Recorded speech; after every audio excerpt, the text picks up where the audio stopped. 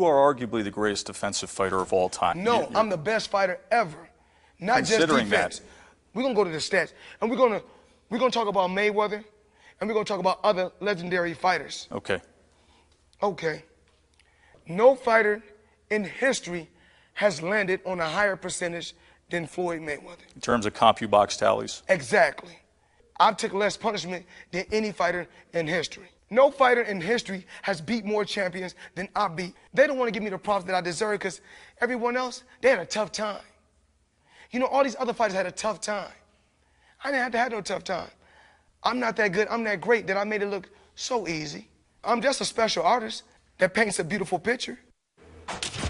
See the passion in his eyes. That was Floyd Mayweather sitting down with our Joe Tessitore, always on the defense, both literally and figuratively, Skip. Were you surprised by those comments and that passion there? Stephen A. Smith, I wasn't surprised. It did strike me that these comments from your man Floyd Mayweather Jr. were extremely revealing, because here he is at this age and station in life and in his career, and he still feels compelled to try to convince us just how great he really is, because, in my opinion, Floyd isn't convinced how great he really is. So here's this man. He's 38 years of age. He's fought professionally for 20 years.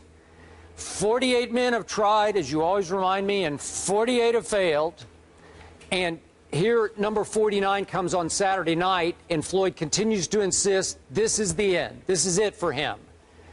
Yet he's still trying to say that, and we didn't hear the rest of this part of the soundbite, but he's saying, well, this fighter does this well, and this fighter does that well, but I do everything great.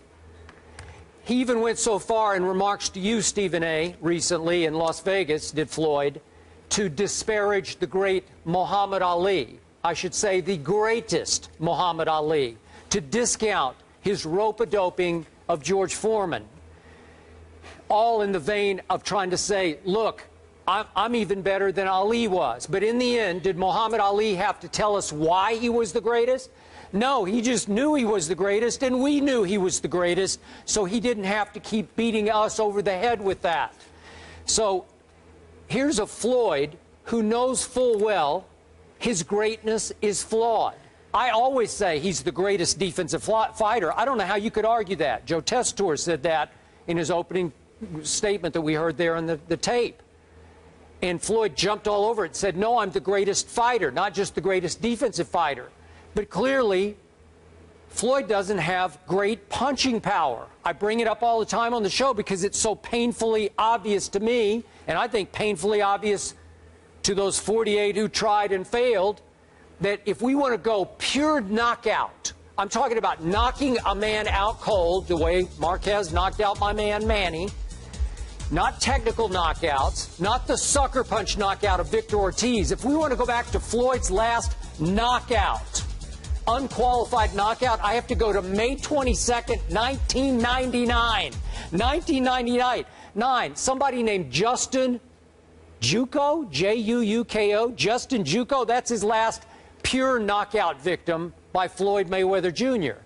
So he has to keep trying to convince us he's the greatest ever when all he's ever done is be the greatest defensive fighter. And it's hard for me to watch him because he runs too much and he doesn't inflict enough offensive damage on all those 48 opponents of his. So I get it that he lands a lot of punches, but he doesn't take his pound of flesh very often. They don't have that much impact. So I think deep down, Floyd's insecure about it. All the way to age 38, to his final fight, he's trying to go over the top to convince us he's the greatest ever, when we all know he's not. Sorry, Floyd. Well, let's be clear about something here. We all know we can't trust you to be objective about Floyd Money Mayweather because you think he's chicken Mayweather and you've been disrespecting him for years despite his unblemished excellence in the ring. Having said all of that, let's be very, very clear about something.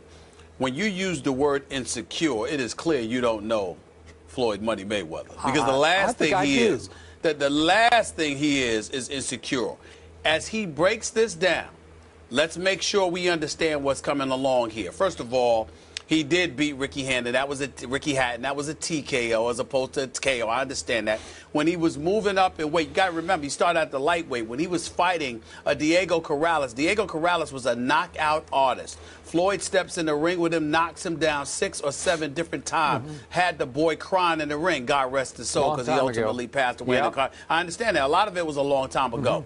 But he beat an Oscar De La Hoya. He beat a Sugar Shane Mosley. He beat a Canelo Alvarez. He was young. He beat a Miguel Cotto. He beat a whole bunch of guys.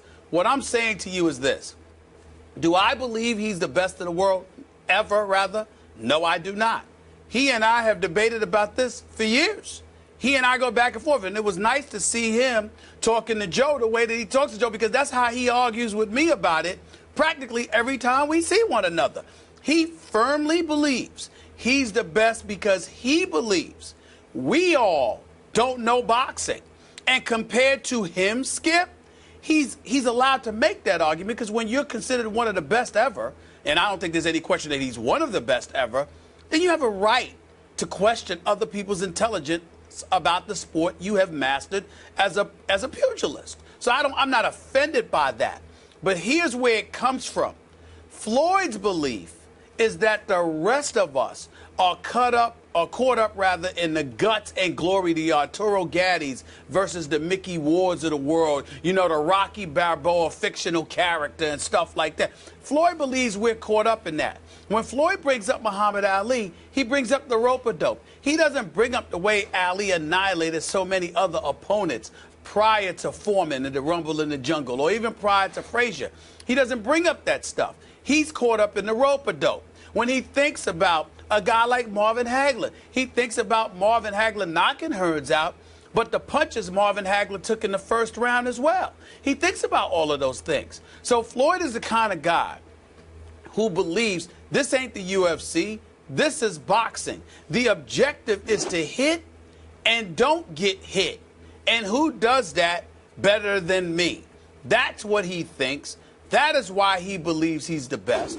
That is why he brought up the fact that CompuBox numbers strongly favor him, the number of champions that he's beaten, the way that y'all project that somebody's going to walk into the ring and annihilate him and they can't touch him. And he brought up a point that I have made to you, Skip Bayless, personally on many, many occasions. Manny Pacquiao is a huge example, rotator cuff and all. Everyone knows what Floyd's going to do.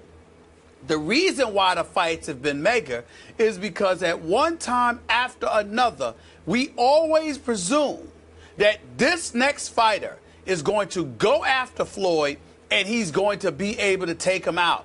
And Floyd continuously makes them look less than ordinary because he's so much of a defensive genius in the ring. That's the argument that he's making. He's saying, y'all were supposed to come. Y'all had one dude after another who was supposed to take me out. And every time they can't, y'all have an excuse. Just give it to me. I'm not giving them the best ever no matter what. But he is one of the best ever. And he's clearly the class of boxing over the last several years. Nobody else is even close. Okay, I hear you. But here's why I call Floyd insecure. Again, when you're 38 years of age and you're 48-0 and you speak the way we just heard him speak, trying to convince us again and again and again why I am greater than you think I am, you are very insecure about the way you're being perceived by the world. And the world doesn't believe that Floyd is the greatest. Even you, a friend of his, a guy who loves Floyd, just as a fighter, you're a fan of his. Right. I get that. I respect that. But even you are saying, no, it's Ali. I mean, would you give Floyd the edge over Sugar Ray Leonard? Because I wouldn't. I'm sorry. No, but what I'm saying to you, Skip, is this. I do understand and appreciate why he feels that way. This is a guy that sat down with me and tried to convince me that he has been through more racism than Muhammad Ali. He actually said that. He believes this, Skip. And so what happens is that when you have somebody, of course I disagree with that. Of course that doesn't make any damn sense to me. But the flip side to it is that as somebody who has been fighting since he was 2 years old, that has put himself through what he has put himself through to be the greatest ever in his mind, and one of the greatest ever unquestionably, when you go through all of that, you are going to be a bit sensitive to people that try to deny you what you believe you have firmly earned. That's not insecurity. That's you believing, yo, I earned this. I'm not going to let you take this away from me. And I'm telling you, most of us could appreciate that. Most of us can. Mm-hmm. Okay. I mean, everybody, meaning anybody. Okay, final quick point, and I'm going to make a positive point about Floyd here. In a separate interview yesterday, he actually said something positive about my guy Manny Pacquiao. Who knew?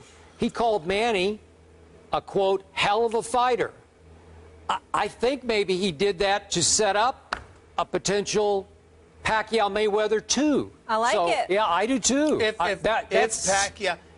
Pacquiao gets on his knees and apologizes for sitting there and trying to wipe away Floyd's legitimate victory over him on May 2nd, perhaps Floyd will be kind enough legitimate to consider victory a rematch. over a one-armed fighter who needed rotator cuff surgery the next day. The next day, he's in the hospital. We don't want to hear that. We don't want to hear that. Oh, we don't want to hear that. Sweep that under the carpet. Oh, no. I'm not saying his rotator cuff wasn't injured. We just questioned when it happened. I believe it happened from all those missed punches. Yeah, that's what I believe happened. That's what I believe Manny will happened. be healthy, and if Floyd gives him a second chance, please, Floyd, I'm on my knees begging you, please, please, please. Manny will win the second fight. A healthy Manny. I thought an unhealthy Manny beat Floyd. I would much rather see Money Mayweather against the winner of Canelo Alvarez versus Miguel Cotto. Yeah, you would. You might be the only man in the world. Well, we will see Mayweather this Saturday when he fights Andre Berto, who's 3-3 in his last 6 fights. Well, a few people will.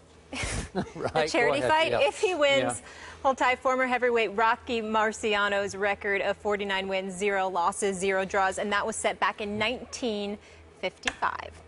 Coming up, by now, you've probably seen that